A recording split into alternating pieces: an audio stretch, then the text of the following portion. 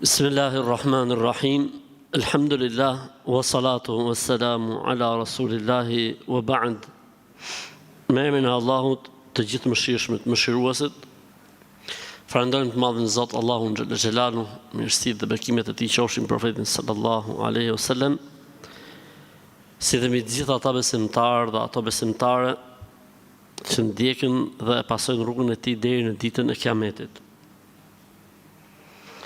O Allah o Zot, në dhuro dijet dobishme, në mundëso vepra të mira, sa të jemi gjallë, o Allah, në furnizo me furnizim pastër dhe halal. O Allah o Zot, në mëso atë që në bën dobi, e në bëj dobi me atë që në mëson, dhe në ashto o Zot diturin dhe urtësin. O Allah o Zot, bëj e dijen që ne marim dhe japim argument dhe dëshmi për ne në botën tjetër dhe ndërmjetësim.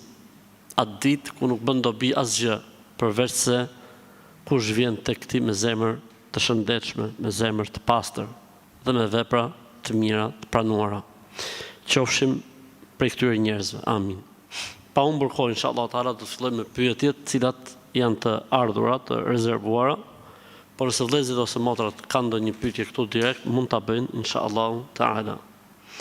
Pyetja e parë për sonte. Sa përqind është përkthyer Kurani nga arabishtja në shqip? Ka një, le të themi, një tip hamendësimi ose tip kështu mendimi që thotë gjo Kurani çfarë thotë nga ku përkthehet Kurani? Kurani çfarë thotë nga Kurani? S'përkthehet Kurani. Ky që është në gjuhë shqipe shumë pak, i përqindje shumë e vogël e Kuranit. Këta janë fantazi. Kurani është një libër me 604 faqe që ka komentarin e vetë, tefsirin. Tefsir do thotë interpretimi dhe komentimi i Kuranit. Ky interpretim i Kuranit është përkthyer në gjuhën shqipe nga shumë dietarë shqiptar, ndër më të shquar që janë tani për momentin, Sherif Ahmeti, Hasan Nahi, po ka pas edhe të tjerë për para tyre. Kemi përkthimin që ka bërë Darussalam, që është nga më interesantët në gjuhën shqipe, kështu që çfarë lidhje ka, kur është përkthyer gjithë Kurani. Thuati që Kurani është një libër me miliarda faqe, edhe i përqindje shumë e vogël, është përkthyer. Jo, Kurani është përkthyer gjithë. Po, është e vërtetë se nuk mund përkthehet direkt nga arabishtja në shqip, duke qenë se arabishtja është një gjuhë shumë e gjerë dhe kuptimet e Kuranit janë shumë, domethënë, të gjera, por, si më thënë, kuptimi i interpretimet e tij patjetër që është në gjuhën shqipe, ky që është sot. Madje në gjuhën shqipe ka pas edhe përparime të mëdha për sa i përket përkthimit të Kuranit, përveç përkthimit të parë, le të themi që është bërë nga emrat e sipër përmendur, kemi edhe përkthimin e tefsirit të Saadit, është përkthyer në gjuhën shqipe, tefsiri Ibn Kethirit është përkthyer në gjuhën shqipe, pra është ecur dhe kemi ecur shumë përpara pra në gjuhën shqipe në lidhje me interpretimin dhe komentimin e Kuranit.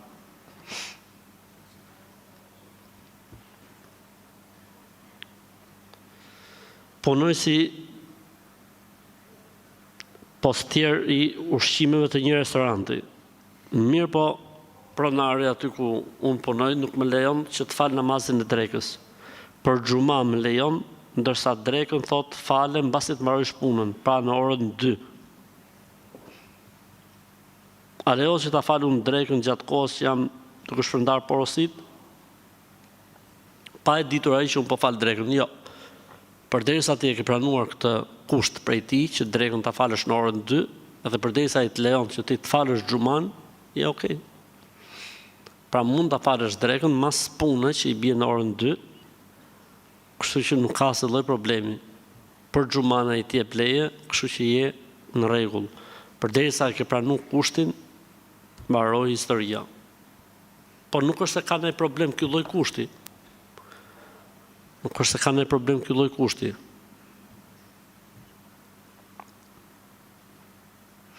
Nëse jemi në punë deri për jaci tani, po bëhem tani po bëhemi gati të falim akshamin, po tani vrejta që në mbathje kisha diçka që ka nevojë për të pastruar, por nuk kam mundësi ta pastroj sepse jam në punë. Këtu kemi dy gjëra. E para çfarë bëhet me namazin e kaluar për shembull, se ne zbulum pa pastërti. Dhe e dyta çfarë do të bëjmë për namazin fjalë edhe për namazin që vjen që je në punë akoma. Koncepti i pastrimit nuk do thot patjetër me fut rrobën lavatriçe. Koncepti i pastrimit do të thot me një grusht ujë hidhe ke vendin që ka nevojë për të pastruar. Kaq. Sigurohu që lënda ka ikur e papastërtisë edhe mbaroj historia. Pra koncepti i pastrimit rrobës nuk është ky që ne mendojmë ndonjëherë që duhet patjetër të futet lavatriçe, s'ka lidhje. Aty ku është vendi pa pastër, i hedhim një grusht ujë, e pastrojmë dhe mbaroj historia. E zejmë se edhe kjo nuk është e mundur se janë mundësitë dhe kushtet, për shembull le themi, atëherë njeriu në këtë rast e fal akshamin, sepse në aksham e ka kohën e kufizuar, ndërsa yatsin kur shkojnë në shtëpi, heq rrobën ose e pastron mirë, edhe koha është më e gjatë. Këtu në Itali kanë nxjerrë një rregullore për gratë me shami që rinovojnë dokumentat. Pra duhet të ekspozojnë komplet pjesën përpara, të mbulojnë vetëm flokët, si tip kapelje, ndërsa pjesa tjetër, poshtë gusës, shpatullat, gjitha duhet të jenë jashtë. Ne jemi të shqetësuar sepse bashkëshortja ime duhet ta bëj këtë për rinovim dokumentesh. Dhe kjo fotoja do të jetë fotoja e pasaportës, e kartës identitetit dhe e patentës e kështu me radhë. Çfarë duhet bëjmë? Nuk lejohet një gjë e tillë fetarisht. Me Islam nuk lejohet. Dhe unë nuk besoj që ti je rasti i parë në Itali që ke këtë problem, besoj që gjithë muslimanët kanë këtë problem. Kështu që duhet të mirë organizoheni, duhet ta hedhni në gjyq këtë gjën, duhet të ankoheni tek avokati i popullit edhe të arrini të drejtat tuaja. Merrni shembull se çfarë bëjnë murgeshat për shembull kur bëjnë pasaportat. Nuk i detyron kusht nxjerrin gjoksin as shpatullat. Kështu që ka zgjidhje kjo punë, hidheni në gjyq këtë lloj vendimi, edhe gjeni një zgjidhje. Kjo gjë nuk lejohet. Kjo gjë nuk lejohet. Zoti ju alecoft. Inshallah bëhen sebeb këto gjëra që të ktheheni në vendin tuaj e t'i leni ato vende. Jam duke kaluar një periudhë shumë të keqe, kam një problem dhe mësysh ndonjëherë kam dëgjuar që po të djegësh kryp, largon të këqijat. Ata provojnë, e di që nuk është kjo gjë në Kur'an. Jo, nuk mund të bësh prova me gjëra të cilat janë pralla. Jo, po të diç sheqerin. Çfarë lidhje ka diç krypën, ti ke mësyshi, pralla që si besoj në skalamojt e vegjël. Pas faljes sabaut vura re se kisha pa pastërti në rrobë, nuk e dija, mirë po kur unë e pash kishte dalë koha e sabaut, si veprohet, a duhet ta përsëris namazin? Ja. Çfarë ka kaluar, ka kaluar. Nuk ka nevojë ta përsërisësh namazin. A lejohet fekondimi artificial duke marrë vezoren e femrës dhe fekonduar atë me një sperm që nuk është e bashkëshortit të saj të kurorës për arsye se bashkëshorti ka mungesë riprodhimi ose është steril? Cili është qëndrimi i dietarëve të Islamit për këtë çështje? Gjithë dietarët e Islamit kanë rënë dakord se kjo gjë nuk lejohet unanimisht në të gjitha shkollat, në të gjitha mendimet, në të gjitha mëdhëbet, sepse kjo është zina. Është zina, pa ka ligjin e zinas. Nëse dikush është i sprovuar nga Allahu se Zoti e ka krijuar të tillë steril, ose i ka bërë përpjekjet po nuk, atëherë kjo është një sprovë që njeriu duhet durojë. Thot Zoti në Kur'an: "Wala nabluwannakum bishay'in min wala nabluwannakum bishay'in wala nabluwannakum wala nabluwannakum bishay'in min amwalikum wa anfusikum." Nëse e rëndësishme, "Wala nabluwannakum bishay'in min an-naqsi ولنبلونكم بشيء من الخوف والجوع ونقص من الأموال والأنفس والثمرات." wa bashiris sabirin. Do të sprovojmë me diçka që ka të bëjë mungesën e pasurisë, mungesën e fëmijëve, mungesën e rrezikut dhe furnizimit. O Muhammed, përgëzoj ata që tregohen të durueshëm. Ata cilët kur ndodh në një sprovë apo fatkeqësi thonë të Allahut jemi, te Allahu do të kthehemi. Çdo njeri në këtë botë ka një model sprove që i përshtatet dijes dhe devotshmërisë tij. Nuk e lën Allahu njëri pas provë. Ka njerëz që këtu e kanë sprovën e tyre, ka të tjerë që kanë sprovën ke legu, ka të tjerë që kanë sprovën ke pushteti, ka të tjerë që kanë sprovën tek paraja, ka të tjerë që kanë sprovën familje, ka të tjerë që kanë sprovën tek fëmia, ka të tjerë që kanë sprovën tek komshiu, ka të tjerë që kanë sprovën tek femra, ka të tjerë që kanë sprovën e tjerë nga tek meshkujt, nga sprovat nga më të ndryshmet. Allahu sprovon gjithë secilin aty ku tregohet durimi i tij dhe besimi i tij. Se dikujt për shembull që nuk i bën përshtypje paraja, nuk e sprovon Allahu tek paraja, se nuk ndjen ai gjë për të. Po e sprovon Allahu tek pushteti. Ai aty është i gatshëm të mohojë gjithçka dhe të adhurojë edhe djallin që mos humbi pushtetin, për shembull. Dikush tjetër ka sprovën tek femra. Atë ta sprovosh me lek nuk i bën përshtypje. E sprovon me femrat, ka problem shumë të madh. Aty e sprovon Allahu. Tek sprova e tij, pra gjithë secili ka sprovën e vetë që Zoti ja ka dhënë. Dhe aty duket besimi i njeriu. Në këtë rast Zoti dikujt ja ka shkruar që është steril. Kjo është sprova jote në këtë botë. Duhet me bë durim. E Zoti më takon beson në një formë tjetër që e din Allahu xhella xhelaluhu. Kështu që njeriu duhet mësohet që në momente dhe situata të caktuara t'i dorëzohet caktimit të Allahut. Thash, kjo në Islam, kjo gjë ka gjykimin e zinas, madje edhe më keq akoma sepse bëhet me dije dhe me koshiencë dhe me dakordësi edhe nga burri. Po kështu edhe e kundërta nuk lejohet. Nëse femra ka problem, nuk lejohet për shembull që të marrë vezoren e një femre tjetër. Ose një vezore tjetër të fekondohet në laborator, pastaj të vihet tek mitra e kësaj, nuk lejohet përderisa nuk është e saja. Për këtë arsye kur kanë folur, le të themi, dietarët në takimet e tyre botërore që flasin për, le të themi, risitë që sjell shkenca dhe jeta për këto lloj tematikash, kushtin kryesor e kanë të jetë fekondimi në kuror, pra brenda kurorës dhe jo me gjëra që janë jashtë kurorës, sepse kjo pastaj bie ndesh me një nga synimet e shariatit, që është ruajtja e pemës gjenealogjike të pastër. Është një nga arsyet ose, si më thënë, objektivat, qëllimet, synimet e shariatit. Pema gjenealogjike e njeriut të ruhet e pastër. Për këtë arsye Zoti ka ndaluar adulterin, zinan në Islam. Thonë se nëse i vendos fëmijëve diçka sermi në trup, varse ose bizulik, nuk i kap syri i keq. Larg budallëve, s'ka lidhje fare kjo me fenë e Zotit.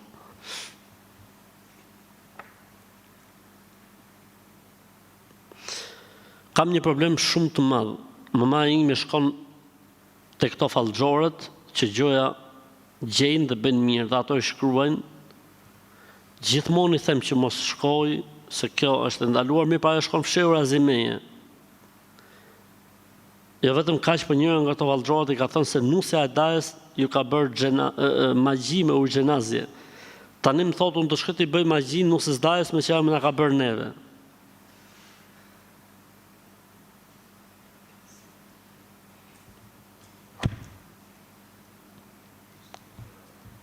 Çfarë më thonë? Kjo quhet dhulumatun ba'duha fawqa ba'd. Errësira mbi errësirat.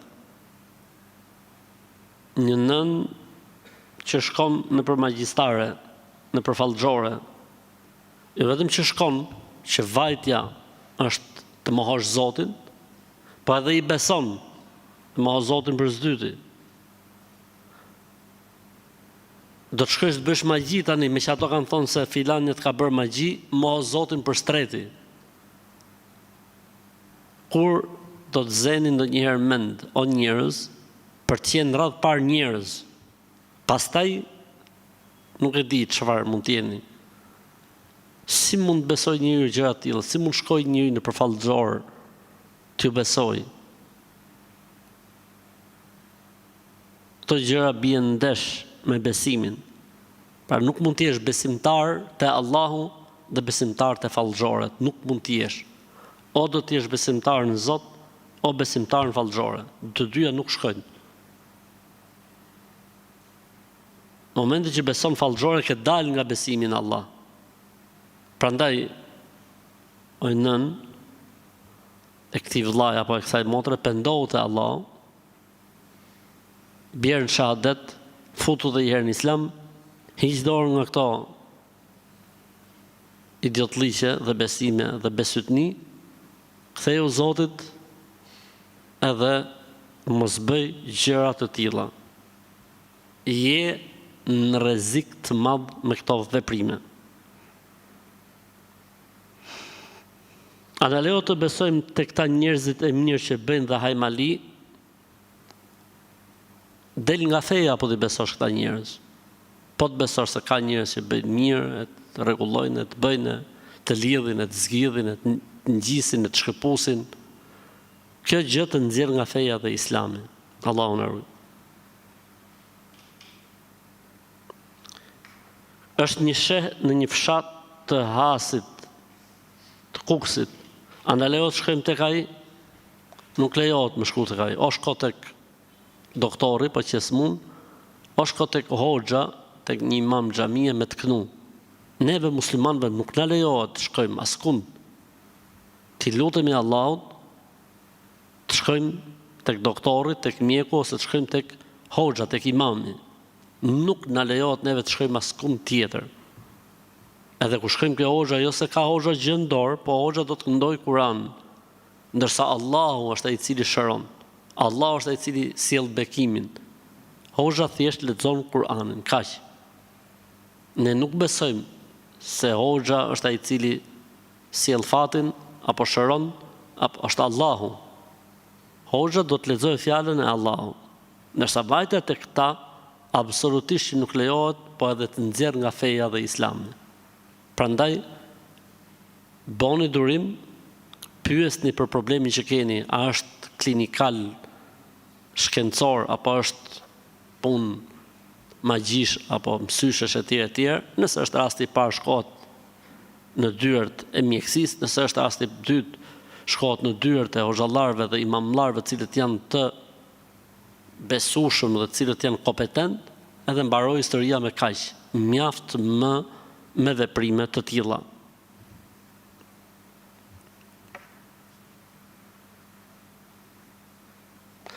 Sa është koha që mund ta shtyjmë namazin pa e falur? A mund t'i bashkojmë dy namaze për një herë? Jo.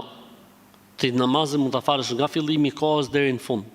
Po jo ta shtysh për jashtë kohës që ta bashkosh me një namaz tjetër, nuk lejohet, përveç se nëse je udhëtar ose përveç se nëse je i smur, ka tolerancë, apo nëse në xhami bashkohen për shkak të shiut, borës apo breshrit apo ftohtit e kështu me radhë. Ose vetëm nëse bashkohen në kuptimin figurativ. Njërin e fal në fund të kohës dhe tjetrin e fal në fillim të kohës. Po kjo nuk është e mirë që të bëhet rrugë. Mund të ndodhi ndonjëherë, po jo të bëhet rrugë. Jam një motër muslimane nga Durrësi, doja të di a mundem të adhuroj veshkën një familjari. Lejohet në Islam që të dhurohet një organ i cili nuk është jetësor ose riprodhues.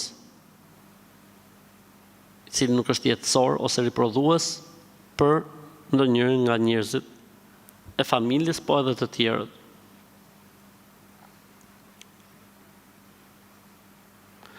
A është më mirë me mbajt 40 apo 52 nëse na vdes dikush nga antarët e familjes?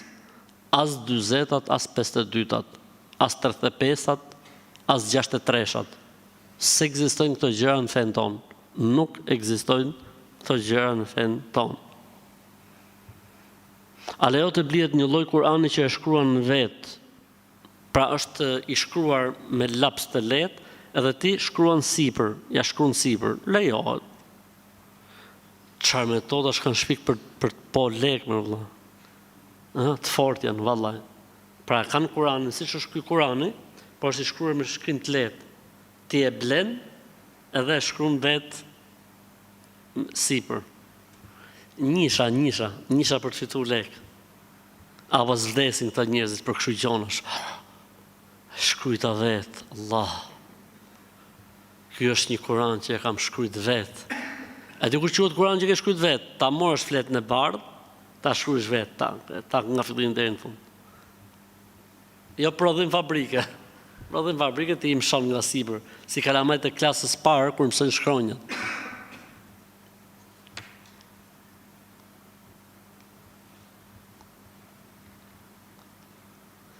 Kunata që sa vite mbije në qafë, vazhdimisht, tanis po mujt ta duroj. Ajo flet fjalë që nuk i duron dot njëri. Çfarë të bëj? Buzjeshi kunatës, të kam lënë Zotin me qeshme. Të kam lënë Zotin, edhe qesh. Kunata për 3 muaj e gjysmë me kancer në fyt. E i Zotin, mo. Ja, i pyeti tjetër prapë me kunatën. Kunata ime thotë sa herë që vi nga gurbeti, qelsin e shtëpisë e lidh me një toje të zezë. Çfarë do thotë toje? Fije. Me një toje të zezë. Dhe qelsin e garazhës me toje të bardhë. Dhe të dyja i lidh bashkë me nyje. A mos më ka bërë magji? Jo, më nuk ka bërë magji, jo, mos u streso kot. Thjesht e bardha e garazhit, e zeza e shtëpisë, që mos të humbin i ka lidh. Që e ka kunat e zgjut, mashallah, Zoti ta rujt.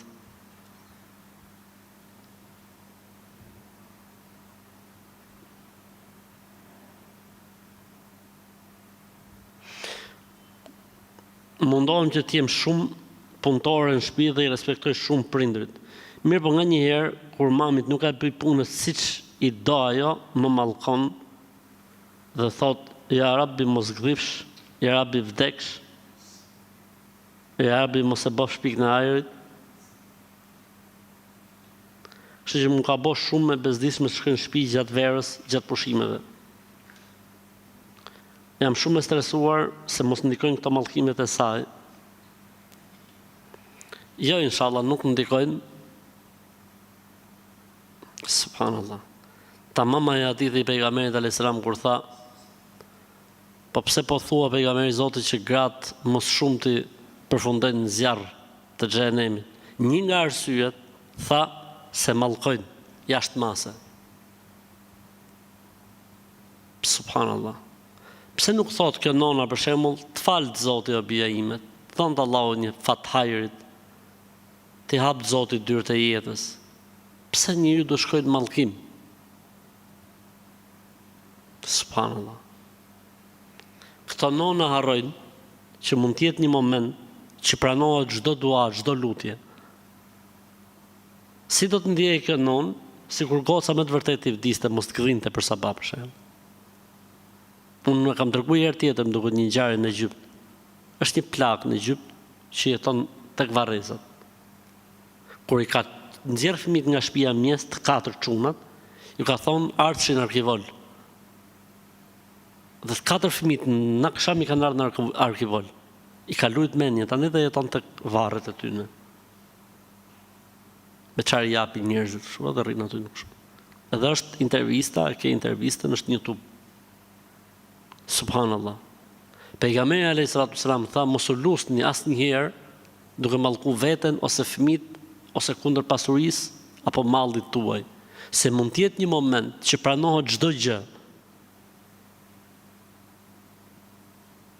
Nëse ke i mërzitje, ke diçka të falë Zotit, tu të zoft Allahu. Allahu tu zoft. Nxirr fjalën e mirë, pse duhet të nxirr fjalën e keqe, subhanallah.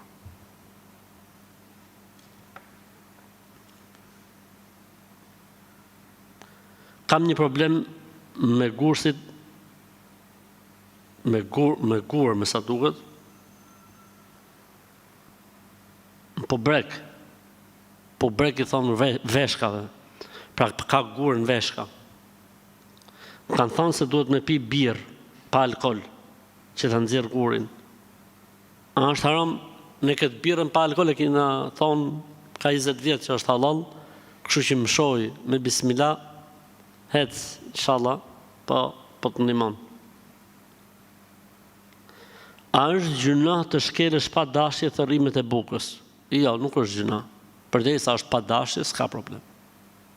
Mirë është që thërrimet e bukës të mblidhen, pastrohen, të jepen zojgjve, të jepen pulave, të jepen atyne që i hajnë, po nëse nuk ka jenë pallat apo jenë qytet, atëherë mund t'i hedhësh në koshin e plerave, nuk ka asë dhe problemi. Duam të bëjmë nikahun, por familjet tona janë kundër, nuk pranojnë që të vinë xhami. Duam thjesht të bëjmë fejesën tradicionale siç e bëjnë të gjithë në shtëpiat tona. Si të veprojmë në këtë rast, sepse ne duam të jetojmë bashkë në Gjermani.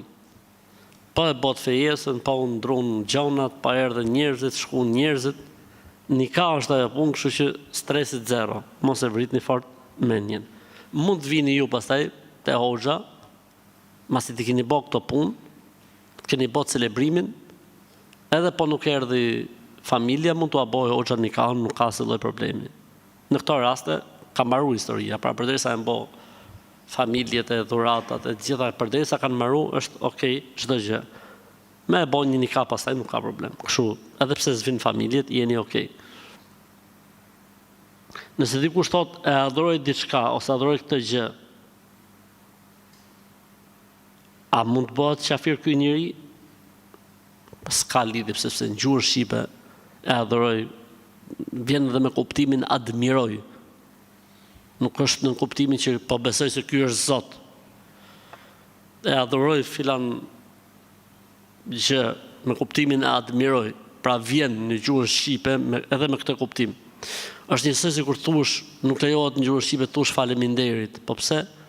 Se i duket si ju faleminderit, i falem nderit, pa çfarë lidhje ka. S'lejohet me thonë ke kryqëzimi. Pse? Se është kryqi. Kryqëzim. Kështu që s'ka lidhje. Nuk ka lidhje. Në qoftë se ai e ka me kuptimin e adhurimit si Zot asaj gjës, është muhabet tjetër. Nëse e ka pra kuptimin ai simpatizoj, admiroj, pëlqej, e përdorin shumë. Nuk vjen asnjëherë me këtë kuptimin e adhurimit siç përdoret në ibadet. Jo gjithmonë vjen me kuptimin e ibadetit. Siç thonë arab, tariqun ma'bud, rrugë e shkelur, ama po ta përkthesh fjalë për fjalë, rrugë e adhuruar. Po pse adhurohet? Ja, nuk kanë për qëllim që është adhuruar, me kuptimin është e shkelur, e përulur. Kështu që s'ka lidhje. Stresi zero.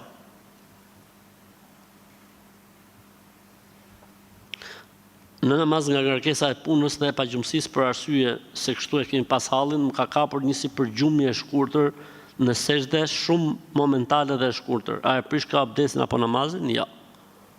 Nuk e prish. A mundesh me më dhënë një përgjigje nëse e vllajt më këndon në shtëpi sa herë shkoj te prindrit? Po varet se çfarë këndon. Mund të kënoj ilahi, mund të kënoj këngë shqipnisë mesme, mund të kënoj Kur'an, varet se çfarë kënon. Unë se di se çfarë kënon nëse e vllajt tat. Po pyetoj nëse çfarë të kënon. Veja inqizim, pritje, tak, inqizoje çfarë është duke kënu.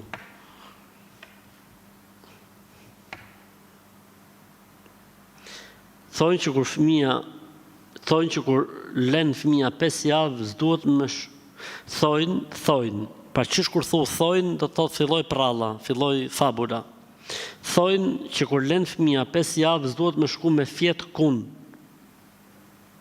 Unë ju kam thonë është besytni, dhe i kam thonë që hoxha me të kala ka thonë larg budallëve. E ju kam thonë sakt fare ka thonë, larg budallëve, në rregull je.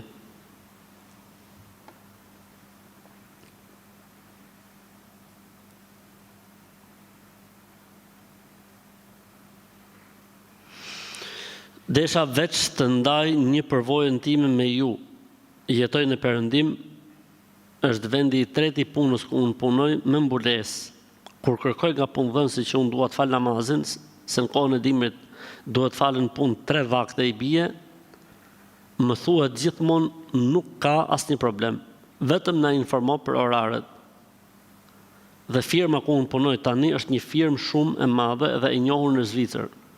Dhe pronarët e kësaj firme nuk janë musliman, mirë po vlerësojnë punën dhe nuk i pengon as falja dhe as shamia ime. Jam shumë krenare për besimin tim si muslimane dhe për mbulesën time. Mashallah.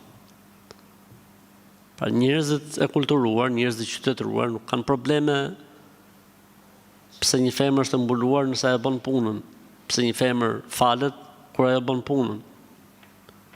Kurse këto trashëgimtarët e komunistave kanë problem. Pra më problem bëjnë këto trashëgimtarët e komunistave, pse falet femra apo pse ka shami, ndërkohë që bota perëndimore, njerëzit që kanë kulturë dhe edukat, as që duan me ditë se çfarë veshje ke apo pse falesh.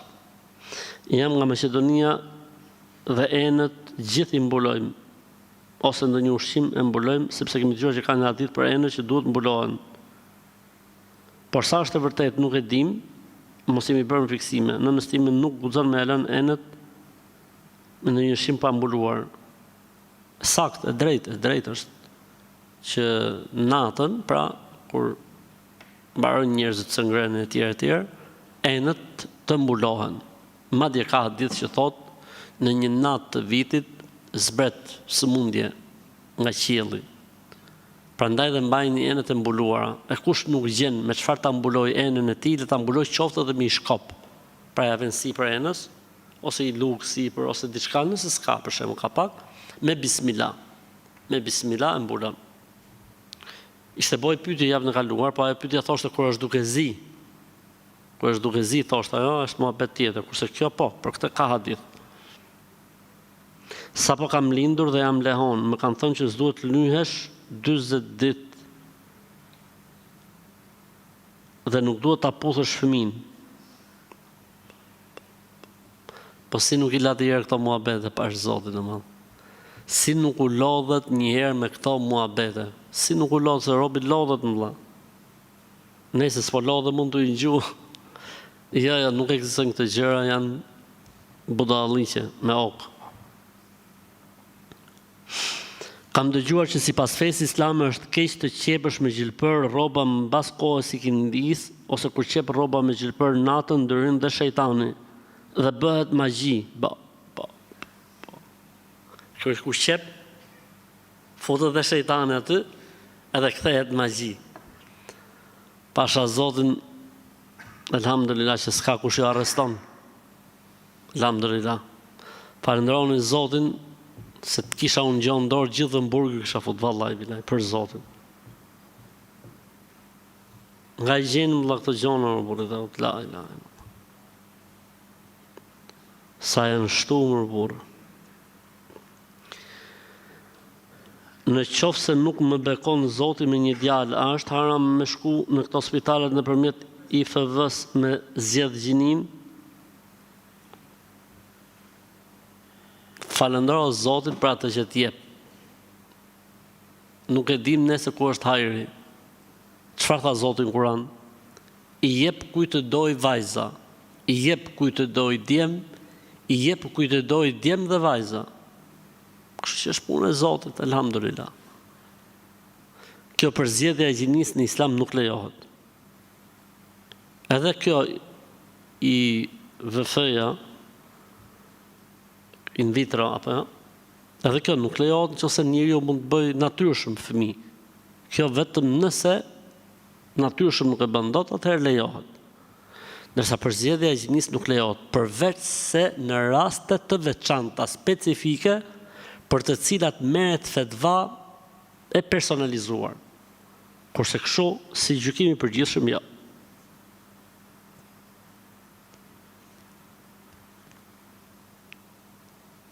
Dua të dija, është haram të shikojmë domethënien e lemzës që nxjerrin në Google se kam shumë nevojë ta di. Ç'është kjo? Domethënia e lemzës. Kush është lemza kjo? Kjo është lemza? Pse I kanë nxjerrë në domethënie kësaj? Po larg budallëve për Zotin. Po larg më vëlla, larg, sa më larg për Zotin. Do të bëjnë si vetja.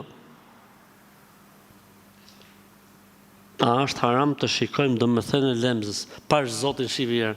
Shkruaj atë në Google kot. Domethënia e lemzës. Por këto kanë lujt mëshme për Zotin. Kjo është çmenduri kolektive, vëlla. Kjo është çmenduri masive.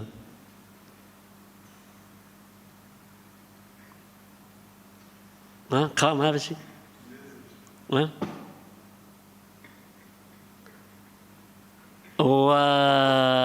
La ilaha illallah.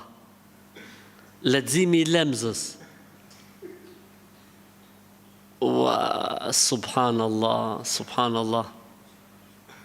Pash Zotin gjojni.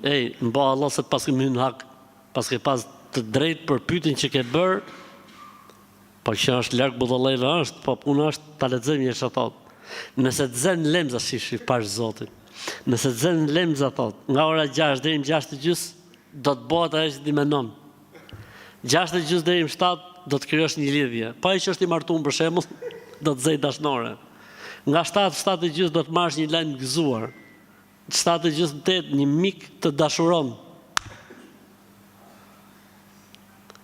8:30 një mik që qëndron pranë. 8:30 dikush qëndron besnik. 9:30 do të kalosh në mërzitje e hongre. Nga ora 9 deri 9:30. 9:30 do të mbetesh në shikimin e dikujt. 10:30 një bjond po të afrohet.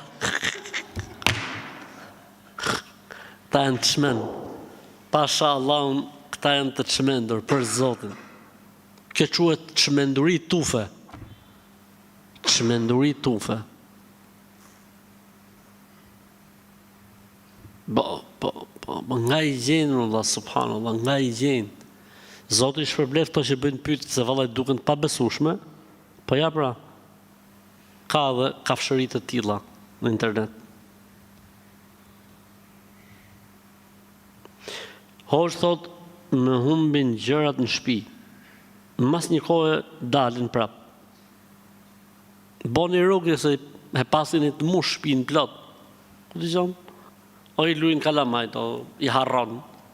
Por nëse kjo është pastaj, nëse kjo është, si më thon, trend I përhershëm, do thotë që e keni të mush shtëpinë. Që boni rrugë, knohuni, lexoni surën El-Bakare në shtëpi. Për këtë arsye nuk ka thonë kot pejgamberi Islam. Leximi El-Bakare I largon shejtan për 3 ditë e 3 net. Lexoni pra El-Bakare, ç'të bëj hoxha.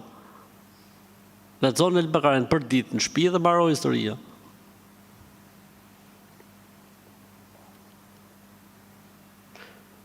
Një person që lan xhenaze sepse kërkojmë nuk po gjejmë. Qëllimisht e kam sjell këtë pyetje me tregu që nuk ka në Islam persona të veçantë që lajnë xhenazën. Xhenazën mund ta lajë çdo njeri.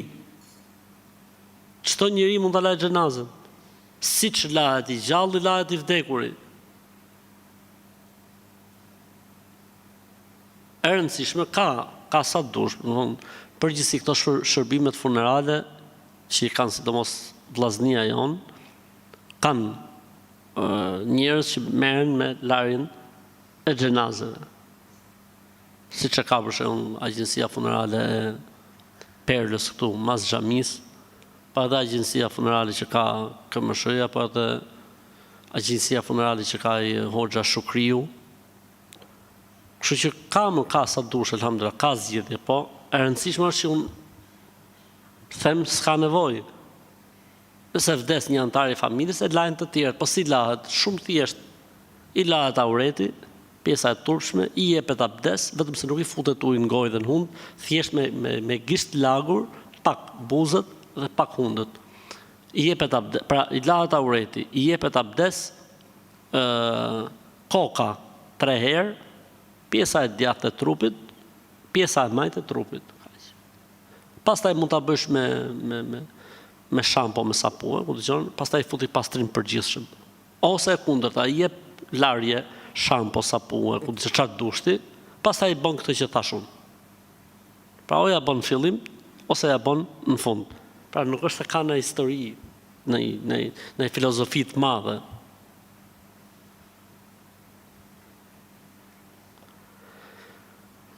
A mund ta di pse ka 4 minare xhamia? Se dikush ta është kushtuar profetit Muhammed dhe Bubekrit, Omerit dhe Bilalit. Ama në pash Zotin, që muhabetesh. Po xhamia jonë që ka minare vetëm, i është kushtuar kujt? Po e xhamia që ka 6 minare për shembull, kujt i është kushtuar? Po qabja që ka 12 minare, kujt i është kushtuar? Kupton ti çfarë ku shkon idiotësia njerëzore? Minaret janë që të përhapet ezani, kaq. Nuk ka kushtuar, se po ju kushtu profetit që dal nga Islami.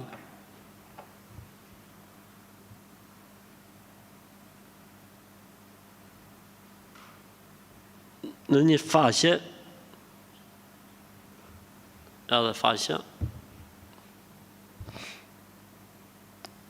faqja quhet dritë dhe nur. A e dini pse është ndaluar ari për burrat? Sepse xhevahiri i vetëm i burrit është gruaja e tij.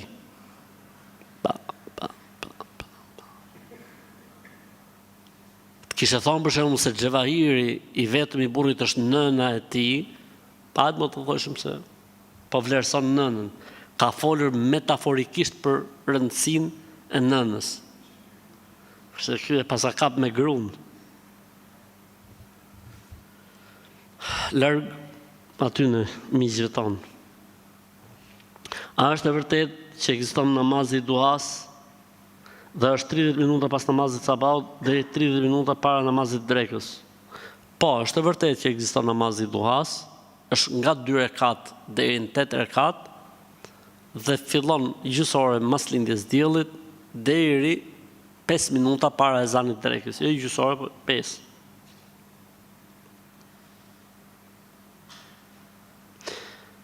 Kam pa disa story të tua ku thua që nuk lejohet të vendoset unaza për femrat në gishtin tregues. Jo, sa kam thonë këtë gjë. Për burrat nuk lejohet. Meshkujt nuk lejohet që të vejnë unaz në gishtin tregues sepse ka hadith që ndalon. Kurse për femrat stresi zero, lejohet.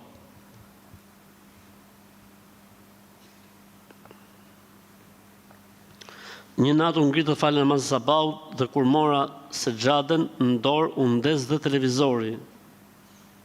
Ishte hera e parë që u ndiste në këtë formë. A mos është kjo ndonjë shenjë? Po mund ta ketë bë kalamajt me orë për shembull, ose mund ta ketë lut dikush. Stresi zero, mos e maj mendin aty.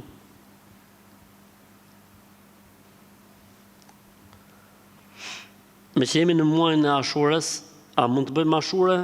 Sepse kam 2-3 vjet pa bo Ashure. Po, sa të mbaroj? Dhe sa do muaj mbaroj?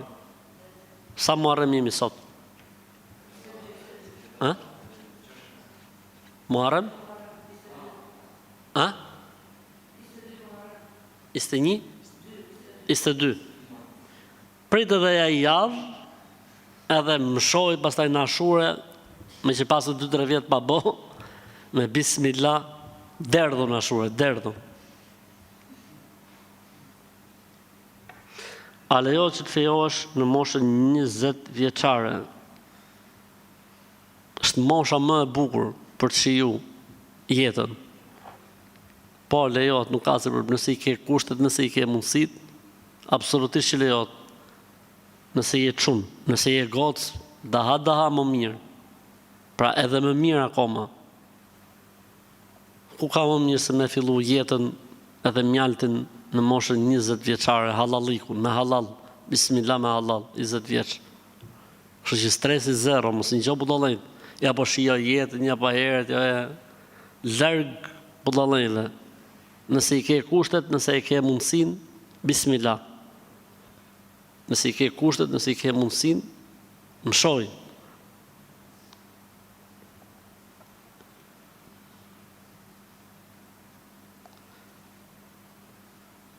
Jemi në bisedime me një vajzë, mirë pa ka kaluar një fatkeqësi para disa vite, është dhunuar dhe nuk ka guxuar të tregojë në familje. Pra ka majtë fshet. Mirë po mua më ka thënë se çfarë ka ndodhur. Çfarë më këshillon? E para këshill ka të bëjë me fëmijët që dhunohen. Nëse ndodh diçka e tillë duhet patjetër të tregoni familjarëve. Edhe nëse ka fshan fjalë personi ju kërcënon apo i thotë do ta vras babin, ti tregoje këtë gjë në shtëpi. Tregoje përballu me kriminalin. Tregoje mamit edhe babit dhe përballuni si familje me kriminalin. Se vetëm kështu do të shpëtosh nga makthi që shkakton kjo gjëja që ka ndodhur. E para. E dyta, përsa i përket rastit në fjalë, unë mendoj që nëse personi në fjalë është në rregull si person, mendoj që lidhja të bëhet, sepse në Islam nuk është kusht virgjëria, por është kusht ndershmëria. Kështu që ka raste të tilla, fatkeqësi quhen këto, që mund të ndodhë edhe një familjarit tënd. A do dojshit ti që motra jote mos krijoj lidhje për shkak se ka kaluar një fatkeqësi ose një gabim? Jo. Kështu është edhe ajo tjetra, është bija e dikujt ose është motra e dikujt. A ka gjë me apre fëmijës 3 vjeç flokët ditën e martë? Asë dhe gjë s'ka të martë më kur të njëtët për më të shtu në djelë, të martë s'ka lidhje fare. Ka lidhje fare. A kanë ndikim mëkatet e prindërve në jetën e fëmijëve të tyre? Pra, domethënë, do të nikohemi ne për shkak të gjunave të tyre?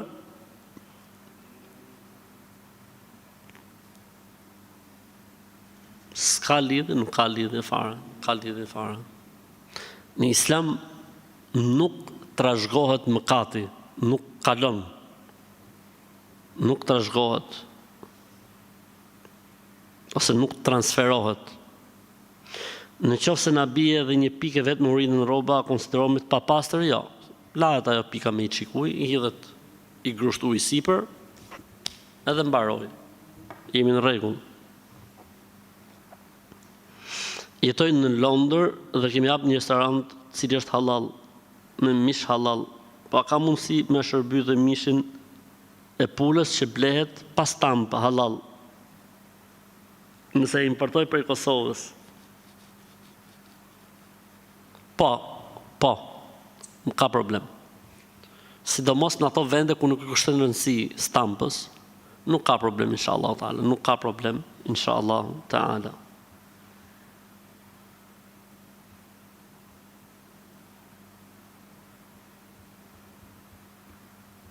Nëse kanë e pyetje nga vëllezërit këtu, s'ka problem. Jemi në kohë.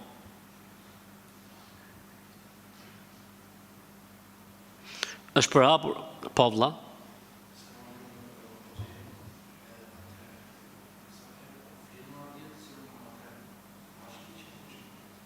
Edhe herë, a?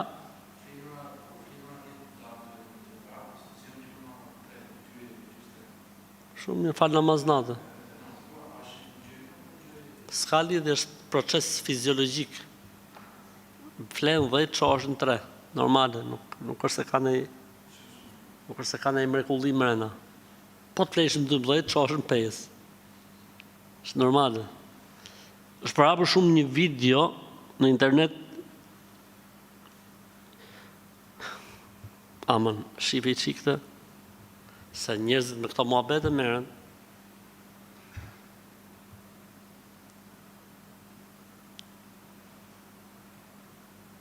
Çfarë thot?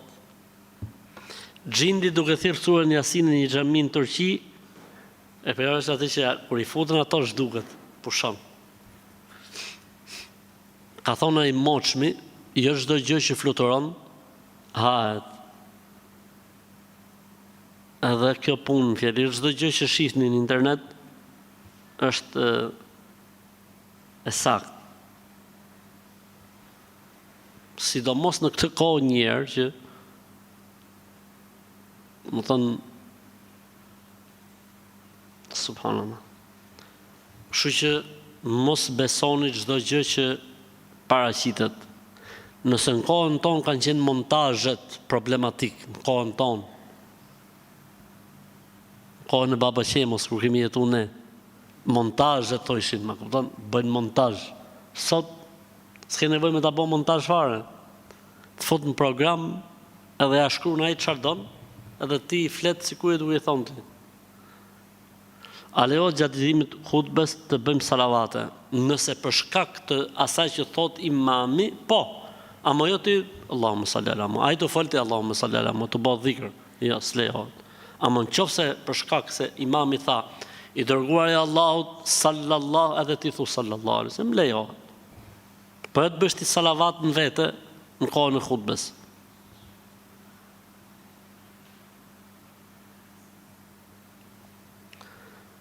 Më vdi gjyshja dhe sa e varrosëm dhe doja të dija ka problem të ri me këto rroba apo duhet të ndroj rrobat kur shkoj në shtëpi. S'ka lidhje fare, bëj çfarë dush. Si të doj zemra jote, s'ka lidhje me Islam.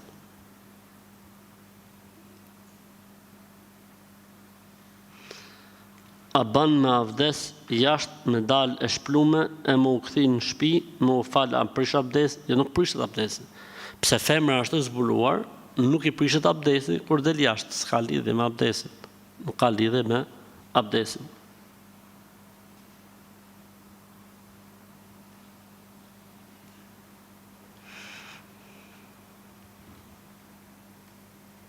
Jetojnë perëndim dhe punojnë në një shkollë ku nuk e kanë problem faljen namazit. Mirë, po kemi problem abdesin, sepse lavamani është publik. Merr mes mbi çorape dhe stresi zero. Mes mbi çorape dhe stresi zero. A është haram mos ta heqësh bukën nga tryeza mbasi kryen ngrënien e ushqimit? Me fe s'ka lidhje, po logjikisht po. A mbaroj buka, po. A mbaroj ushqimi, mbaroj darka, pa losi gjëra të çoj. Ke veni vet. Pra higjiena, pastërtia, logjika e thot këtë gjën. Kurse fetarisht s'ka problem, nuk është haram, po.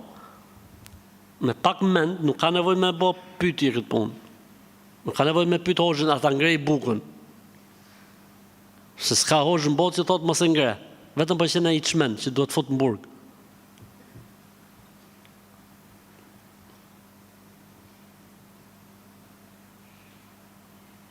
Nëna ime më ka ndruar jetë për 30 vitesh dhe unë akoma i kam teshat e saj. S'ka gjë, fetarisht nuk ka problem, megjithëse më e mira do t'ishte këto teshat i jipen fukarejve dhe nonës i shkojnë sevapët. Kur i mat ti, s'ka se shpërblim nona, thjesht ti ke kujtim. Kurse po të japsh fukarejve, ti veshin, sevap dhe shpërblim.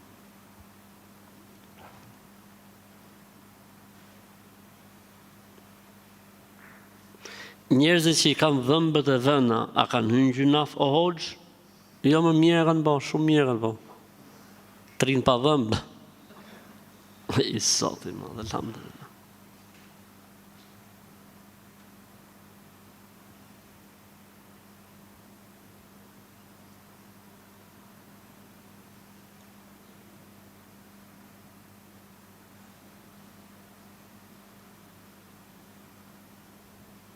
Unë falem si duhet, më thojnë jo falu zgjate më shumë se nuk zinhet. Nuk quhet, nuk zinhet, nuk pranohet. Nëse njëri falet tamam, pra kënon el Fatihan, kënon një sure, bjerë në ruku 3 herë, në sejdë 3 herë, në rregull është. S'ka lidhje.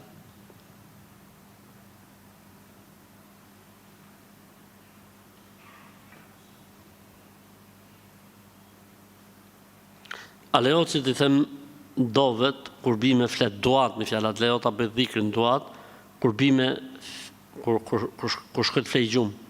Sepse jam në menstruacion, s'ka problem, kur është femra për muajshmet, lejo që të bëj dhikret, e mëgjesit, dargës, para gjumit, kur në shtëpi, kur del nga shtëpia, etj. s'ka asnjë lloj problemi, edhe pse është me përmuajshme.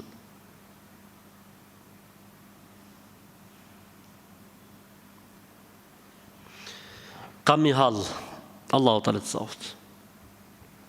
Jam nda nga e dashura dhe i lutem Zotit që të ndihmoj të mbashkoj ose i lutem që të ndihmoj të harroj. A pranon këto dy lutje? Tani ndaje. O lutju që të bashkoj, o lutju që të harrojsh. Jo të dyja njëkohësisht. Ndajo. O lutju Zotit të bashkoj, o lutju Zotit të harrojsh. Jo të dyja njëkohësisht. I ditë kështu.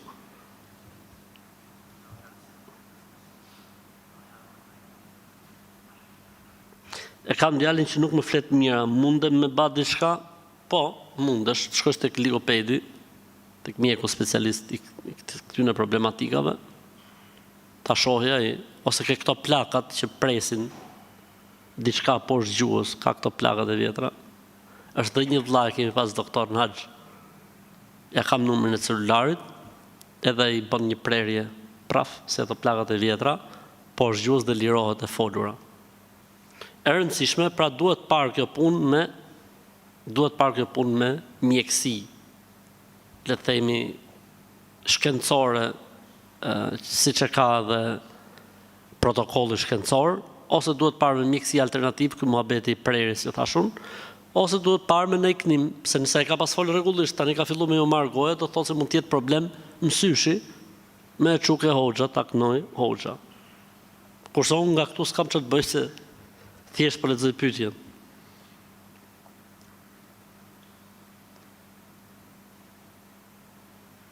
Në vende të ndryshme të shtëpisë, brenda shtëpisë time kam gjetur vezë të shpërndara të prishura.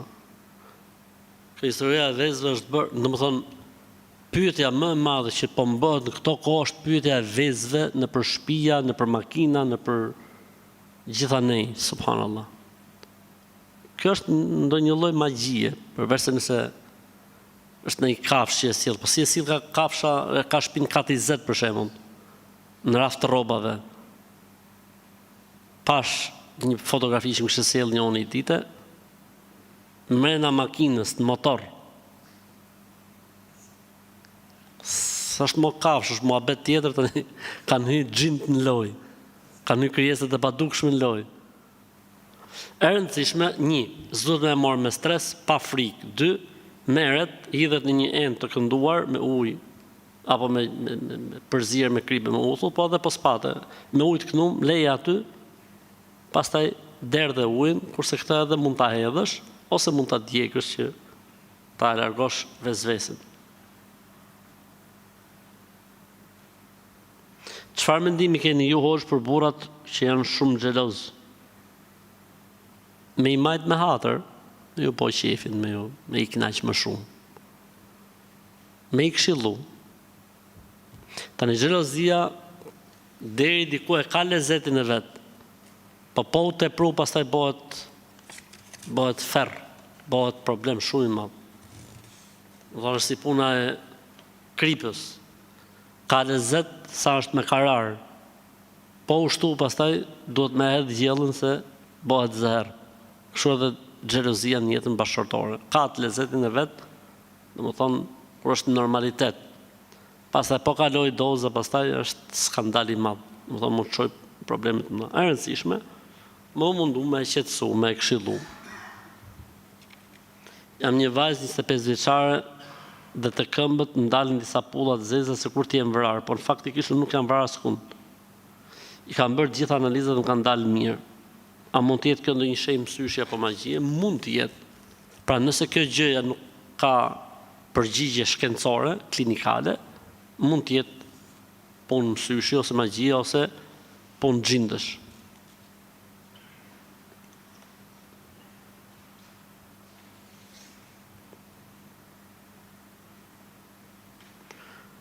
Zgjohem çdo natë në orën 1:30, si ka mundësi, por edhe shoh ëndra të këqija. E para, duhet me bë dhikrin para ato lutjet duat para gjumit. E dyta, po të thush para gjumit 100 herë, la ilaha illa Allahu wahdahu la sharika lah, lahul mulku wa lahul hamdu wa huwa ala kulli shay'in qadir. 100 herë para gjumit, me shpresë Zotit nuk ka për të përsëritur kurrë.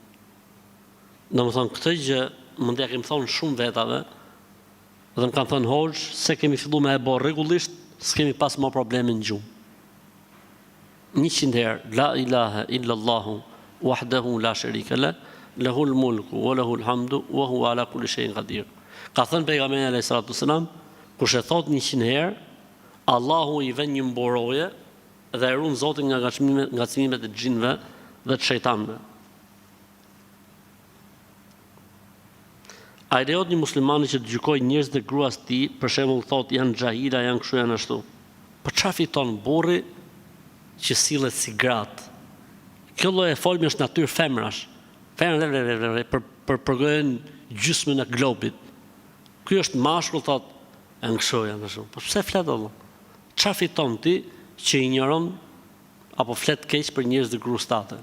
Po kjo gruaja jote, kjo zonja që ti ke, është bie e tyre pra. Pastaj ke fisia ti ke gjithë vlijati, mashallah. Mund të kesh gjytryma shumë më të rëndë se sa gjytrymat e krahut tjetër. Dhe fakti që ti i përflet ata do të thotë që jeni më keq se ata. Pse fal namaz ti nuk të bën ty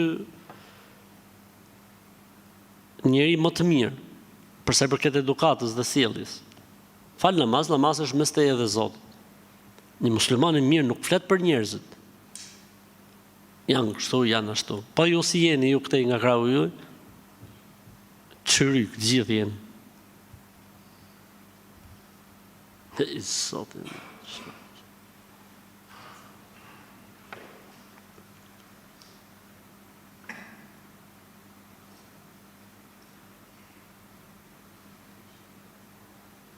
Unë dhe fëmijët falemi, po burri nuk falet.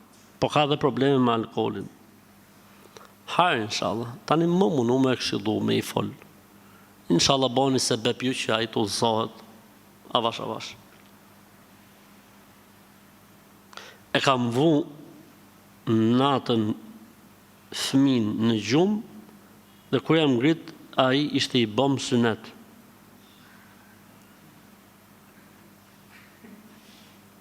Si? E kam vu në gjumë fëmin, dhe kur jam ngrit në mëngjes, a ishte i bërë synet.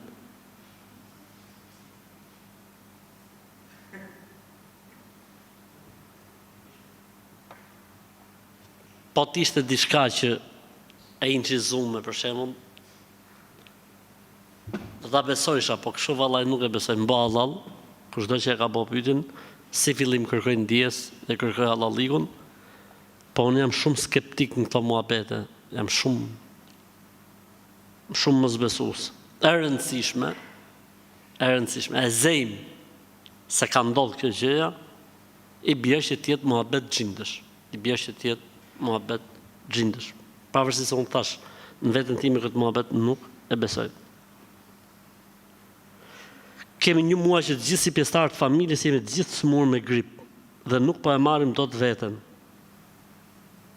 Po vizitoni, merrni ilaçet e rregulla, keni marrë, ndoshta keni marrë ilaçet e gabuara ose ilaçet e skaduara.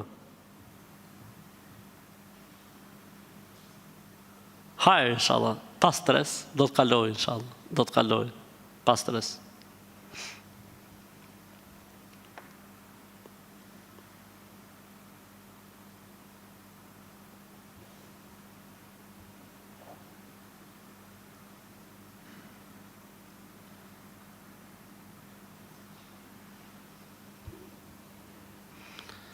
Ka ndonjë lutje speciale për fejes apo për martesë? Kështu fiks fare që tush lutja e fejesës ose lutja e martesës nuk ka, por për shembull është lutja e Zekarias alayhis salam që preferohet, Rabbi la tadharni fardan wa anta khairul warithin. O Zot, mos më lër fillikat e vetëm, ti je trashëguesi më i mirë. Këtë, si më thënë, e kanë pëlqyer dhe e kanë thënë, apo në një lutje tjetër të ngjashme. Dikush thot lutja e Musës alayhis salam, Rabbi inni lima enzelte ileje min khairin faqir, o Zot, kam nevojë për çdo gjë që të më japësh ti. Pavarësisht se nuk ka transmetim që bëhet, po e kanë përmend. Nëse në ndodh një jetë një afërm, a lejo ta fusim në të njëjtin varr të një tjetri, të afërmit ton. Nëse ka kaluar një kohë gjatë, lejohet, nuk ka asnjë problemi.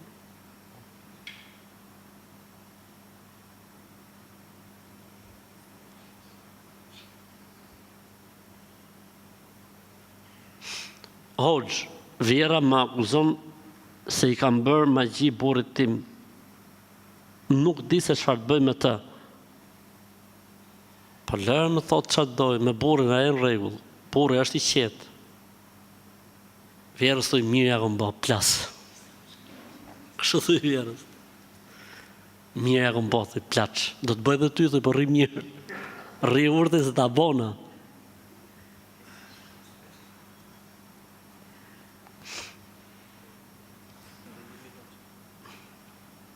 Në shtëpi që zbanojmë, si të veprojmë kur shkojmë atje se thonë është e mbushur me perri.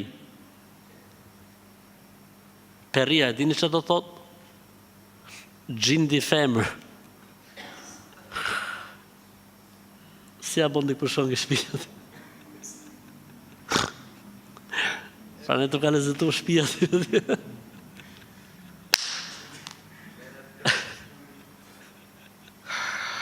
Ta e më budalligje, s'ka lidhje.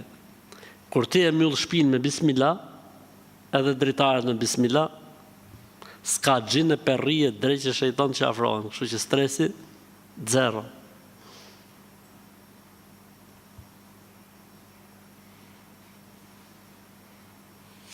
A ekziston ndonjë gjë që thuhet për mbarësi? Po. Fal 5 vaktet, fal namaznate, edhe vallaj ta bjerë Zoti marrë mirë.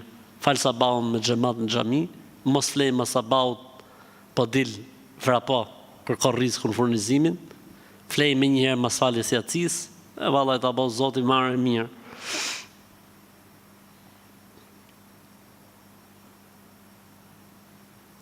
Hoxh, kam marrë 2 kredi me emrin tim, a thu do shkoj në xhenem? Se di për Zotin e di Allahu. Alhamdulillah. Po pëndohë, je në kohë, stresit zero. Je në kohë, pëndohë edhe marroj historia.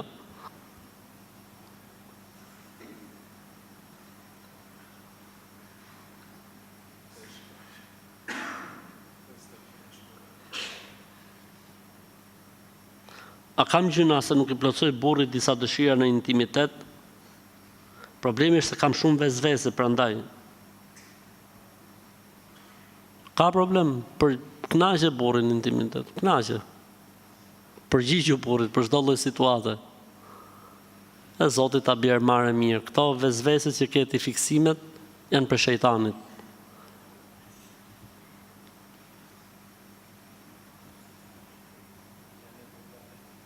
Ka vajt koha? Ka vajt, ha? Okej.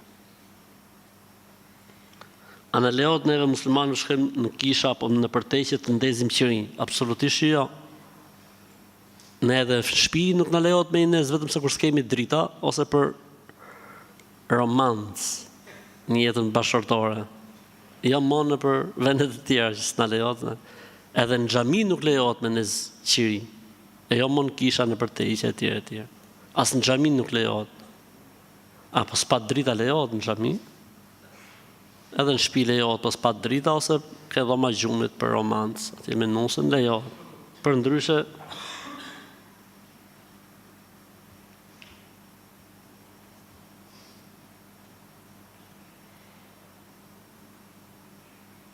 kam një shok që bën gjëra haram, por ai don të dali me mu. Dhe unë nuk du. Unë se di ky që ka bërë pyetjen shumë e gocë. Se je gocë, zbon. Nëse jetë shumë, e thumë, a dalë më të me që a i ka paret haram.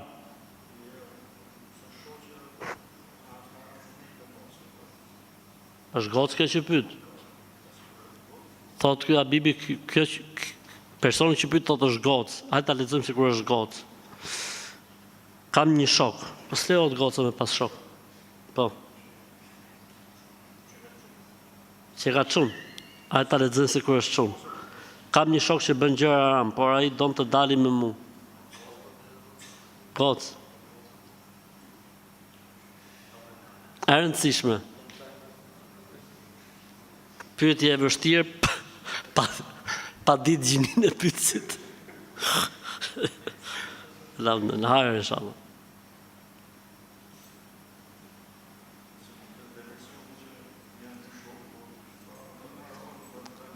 Pa të pra thash unë ashtu e lexova me natyrshmëri të pastër. Tash një person pyet, kam një shok që bën haram, a lejohet me dalë me të me kuptimin nga që i ka parë të haram do të paguaj drekën, darkën e kafet. Atëherë themi, nëse pasuria e tij është e përzier, halal haram lejohet. Ama nëse është e gjitha haram, nga aja deri tek zhëja, s'bën. Po nëse nuk e di, s'ka problem. Ta mbyllim me pyetjen e fundit.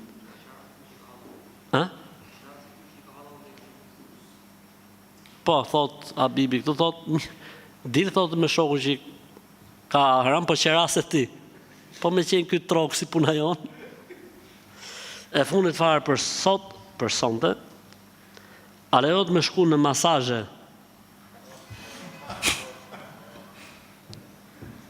nëse është e nevojshme për arsye shëndetësore dhe nuk zbulohet aureti ty dhe është e njëjta gjini është që bën masazhin, s'ka problem fetarisht. Pra 3 kushte. Tjetë nevojë, 1. Nuk zbulohet aureti ty dhe personi që e bën masazhin tjetë e njëjta gjini. 3. Me këto 3 bëhet halal. Allahu ta lehtësoftë.